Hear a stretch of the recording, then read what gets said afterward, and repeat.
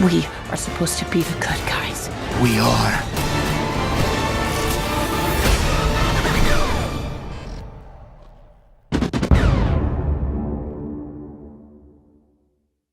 Oh boy, here we go again. We do this every year, but at the same time, it's just too fun to talk about this terrible movie for comedy purposes. Let's get started, shall we? Good morning, everyone. This is your good old neighbor, Nick Hicks, Spider-Verse, and Frozen 2 fan 2001 year. Last night, we got done to do my top 10 best movie of 2023, and now let's get ready for the poopy. That's right, ladies and gentlemen, get ready for the stinker. Today, I am doing my top 10 worst movie of 2023. These are the movie I did not like.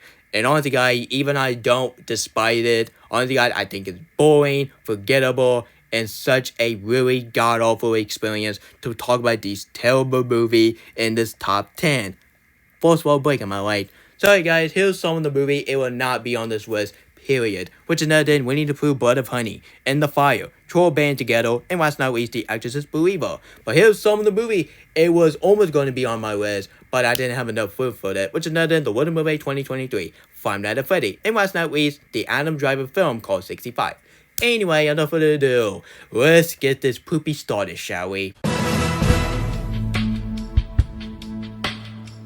Alright guys, coming in at number 10, which is none other than Indiana Jones and the Tower of the Destiny, Lucasfilm. You have one simple job. You have one simple job, and understand you screwed this movie up big time. The story is all over the place, the character is completely ruined, the villain was a joke, Indy was Indiana Jones character, which is another than the main girl, which, screw her, I honestly do not care what her name is, bottom line is, she did a terrible job with her performance, and I do not want to see her as a replacement as a Indiana Jones, which I do not want to see that, Camp Beginning. What the heck is wrong with you?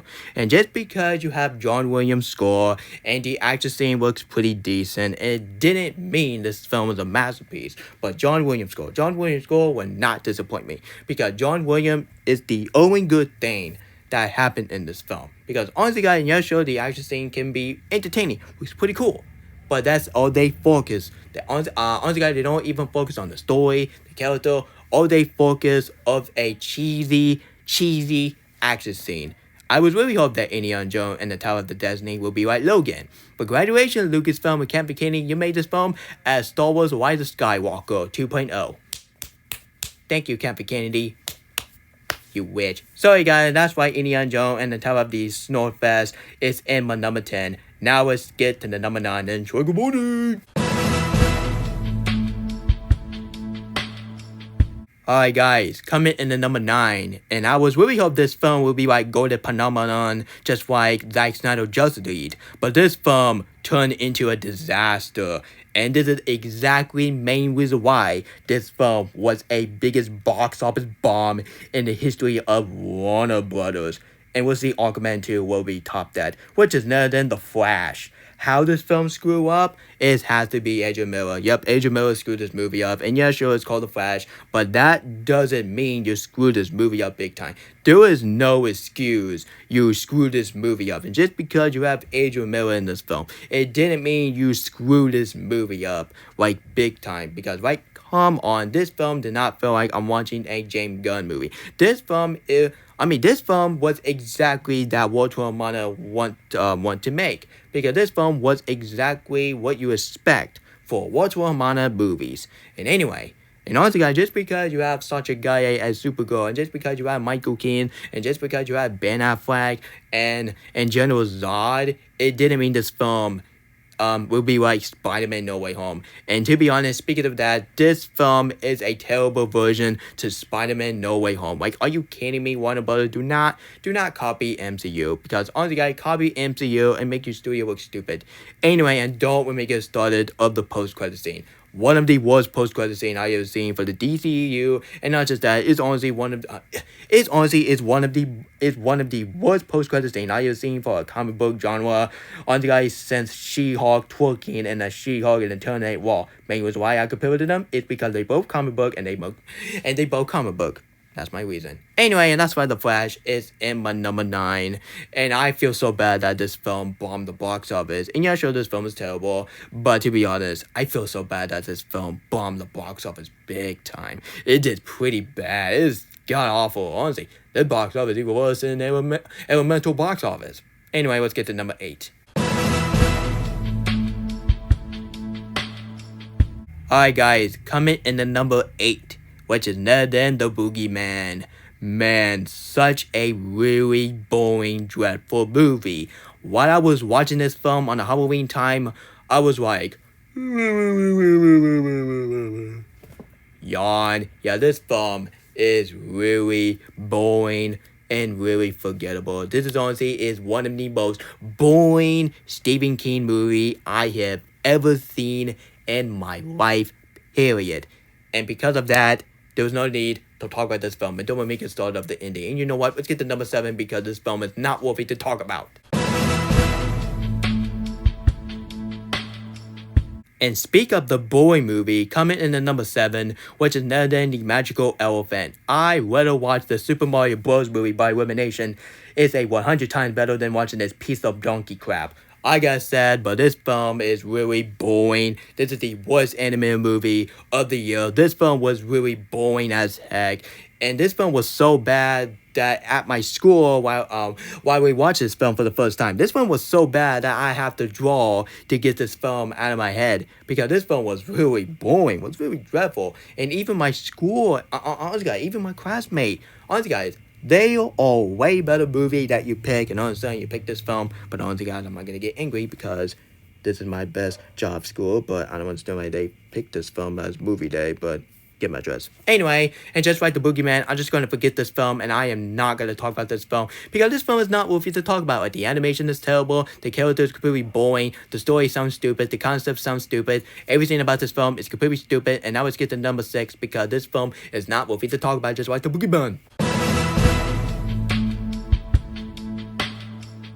Alright guys, coming in the number 6, which is none other than Expendable 4. Man, such a terrible, god-awful piece of crap. The story didn't make no sense. The character is completely ruined. The action scene is a Michael Bay type of movie. And yeah, sure, this film is not directed by Michael Bay, but this film is feel like a Michael Bay movie than the actual director who made this film. And honestly, guys, in the worst scene in this film, which is none other than the one scene when that one guy was peeing on the doors while they get the doors open. You know what, let's get to number 5 before I get grossed out. Anyway, that's why Expendable 4 is in my number 6 spot. The main reason why I didn't talk about this film as much is because I'm just going to forget this film out of my memories. Anyway, now let's get to the number 5 in the Snyder Cortez. Is definitely ain't gonna be happy with my choice. Let's continue. Alright guys, coming in at number 5, which is none other than Rebel Moon Part 1, A Child of Fire. When you see Part 1 in the title, you would really hope that this film will be like Across the Spider-Verse or even Dead Reckoning Part 1. All you get is a typical, generic, cliched sci-fi movie like you see in the million freaking time. This film is a Star Wars ripoff, ladies and gentlemen, because this film did not feel like a Zack Snyder type of film. This is a type of film that Lucasfilm came up with, idiot. Sorry guys, the story didn't make no sense. The character is boring, forgettable, and have nothing interesting about these characters, especially for Ray Fisher characters. He deserved better than this, and why would you screw him up big time? First you screw him up in the Snyderverse as Cyborg, and now you screw him up in the Rebel Moon universe. Yeah, I feel bad for Ray Fisher. And the main girl, I was really hoping that she could be my crush in the Snyder universe. But nope, she turned into like a token. Yup, she turned into a token. She is not interesting. She is really boring. And her character in the Kingman, the Secret Service, is 100 times better than her. Because honestly, guys, this is honestly one of the worst performances that she ever did in her career. And the visual, I can't believe why I give the visual a pass. I'm very sorry, but this is a terrible looking Zack Snyder film. The visual is like a Star Wars. It's like a Star Wars 2.0. Like, are you kidding me? Why does this film have to be like Star Wars? And why in the world the villain is such a joke? And the twist villain. Don't let me get started up the twist villain. I am not looking forward to part 2 because after I watch part 1, I am losing my hope for part 2. After I watch the trailer for part 2, I am not excited for part 2. That is honestly is one of my 5th least anticipated movie for next year because honestly guys, because honestly guys, I am not looking forward to River Moon part 2 because that will be even worse than the first part. Sorry guys, that's why River Moon part 1, A Child of Fire, more like A Child of Disaster, is in my number 5. Now let's get to the number 4, and this spot will make you want to fall asleep. Alright guys, coming in the number 4, which is none other than the last Voyage of Demeter.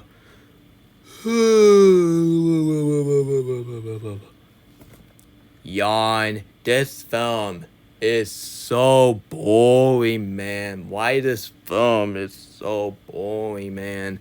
Honestly, guys, I disagree with Tana. Bottom line is, there was no need to make this film as boring. After I heard of making a movie about Dracula as a horror movie, I was saying myself, you know what? We are finally getting a real Dracula movie instead of Winfield. Because, yeah, sure, Winfield is a horror movie, but it's a comedy movie, so, yeah. Anyway, honestly, guys, I cannot believe why I just waste my time watching this film. And Winfield and Hotel Transylvania 1 and 2, or the 3, or whatever you call it, is 100 times better Dracula movie than this piece of Snortfest crap.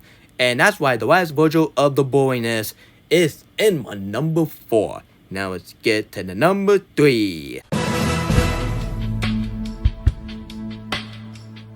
Alright guys, coming in the number 3, which is none other than Peter Pan and Wendy's. The main reason why I think this film is way worse than the Wonder Movie 2023. And yeah, sure, the Wonder Movie 2023 is bad, but at least they apologize to make that film bad. But this film has no excuse to how you screw this movie up big time. The main reason why is because the fact is this film was honoring a 70 years of Michael Jackson's favorite movie of all time, which is none other than the original Peter Pan movie that came out in the 70s. Like, are you kidding me right now? This film is a terrible honors of the 70s anniversary of Peter Pan. Man, Walt Disney is roaring from this grave. I do not want to talk about this film. I honestly do not want to talk about this film. I refuse to talk about this film on my top 10 worst movie of 2023. Honestly guys, I will do a full detail why this film is the worst Disney live action remake I have ever seen in my life. And yeah, sure, I did it when I was there, but honestly guys, and don't let me get started of the Wasp Boy. Like, are you kidding me? Yeah, honestly, I was not. Honestly, I was not. Let's not talk about them. Anyway, that's why Peter Pan and Wendy's is in my number 3. The main reason why I want to cut this short is because I have nothing to say about it. Because if you want more detail about it, honestly guys, just have Harry Thomas Picture tell you how this film failed. Because this film is an epic fail. I do not want to see this film ever again. And this film better be ashamed of yourself. Now let's get to number 2. Alright guys, coming in the number 2, and I have no idea what Comedy Picture was thinking, which is none other than No Hard Feeling. Who in the right mind wants to see a comedy film about Jennifer Lawrence, is losing no car, losing no houses, and here's the one thing, it will save the situation, which is none other than a dating a teenage boy. That is disgusting. That is a pedophile. Nobody wants to see that. Anyway, when this film came out, a lot of people love it, and I was like, what kind of generation we're living in?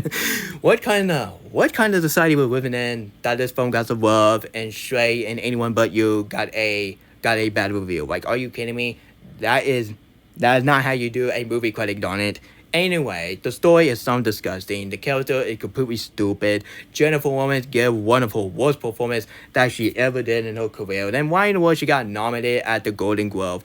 I swear to God, if this film get a nominated at the Oscar, I'm gonna lose this hope for this generation because this film is so disgusting, and this film better be ashamed of yourself.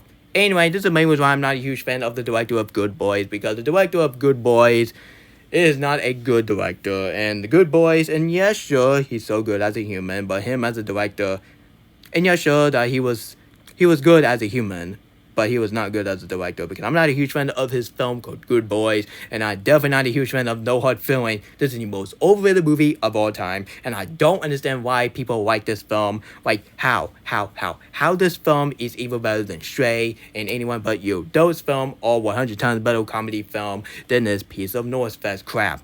I won't say it's no fast. It is a pedophile crap. Anyway, and that's why No Hard Feeling is in my number 2 spot. Now let's get to the number 1, and now let's get to number 1. There was no other number 1 choice. It would be as bad than No Hard Feeling. I was really hoping No Hard Feeling would be my number 1 worst movie of the year. But after I watched the one of the film, definitely not Winnie the Pooh Blood of Honey, and I'm definitely not In the Fire. But here's our number 1 choice, and I think it's way worse than No Hard Feeling and Peter Pan and Wendy's. The one movie I'm talking about, which is other than... So hey guys, the number 1 worst movie of the year, which is none other than Make to the Trench. What else have to say about this film? Not much. This is a seriously a forgettable film. This is bad. This is terrible. This is abomination to Jason Statham and Warner Brothers, because this is a terrible way to celebrate 100 years of Warner Brothers. Like, are you kidding me? All 100 years of Warner Brothers, and all of a sudden you're giving this piece of crud? Come on, Warner Brothers, get yourself together, man. And thank goodness Barbie is 100 times better than Make to the Trench. This film is the most boring movie of the year, because there was no other movie from this year make me want to fall asleep. Because in the first half and the second half, I was not entertained. I was not having fun. This film was stupid. Not in a fun way, in a stupid way, you ask me. And the action scene was embarrassing. The villain was a joke. The ending didn't make no sense. The story is unnecessary. Honestly, guys, I can make a 1-hour video. I can explain why this film was an epic fail. This film, honestly, there was no need to make a sequel to the first film, because the first Meg movie was abomination. And all of a sudden, you're going to make a sequel to this piece of crud? Come on, Warner Brothers, get yourself together, man. Get yourself together. Sorry, guys. And that's why I'm going to call Make to the Trench is the number 1 worst movie of 2023.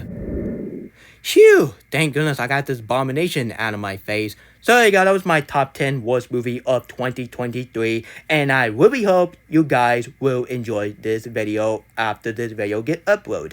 Anyway, if you enjoyed this video, if you want to see more of this list, please, I highly recommend you to hit the subscribe button, turn on notification, and share this video with your whole family. And stay tuned for my thought on 2023 tomorrow morning. Stay tuned for that. It's gonna be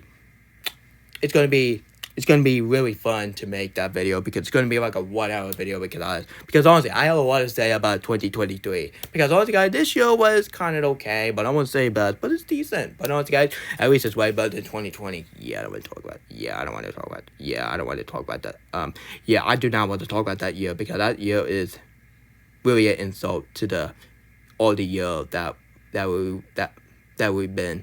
Anyway, stay tuned for my thought on 2023, which is going to be up tomorrow morning. And stay tuned for more Frozen 2 trailer stars. So tell me in the comments section what Frozen 2 trailer style you want to see. You want to see Argyle, you want to see a Kung Fu Panda 4 trailer style, or you want to see Godzilla vs. Kong trailer style. But let me think about it. Anyway, have a great morning, everyone, and I see you guys next time. And once again, adios!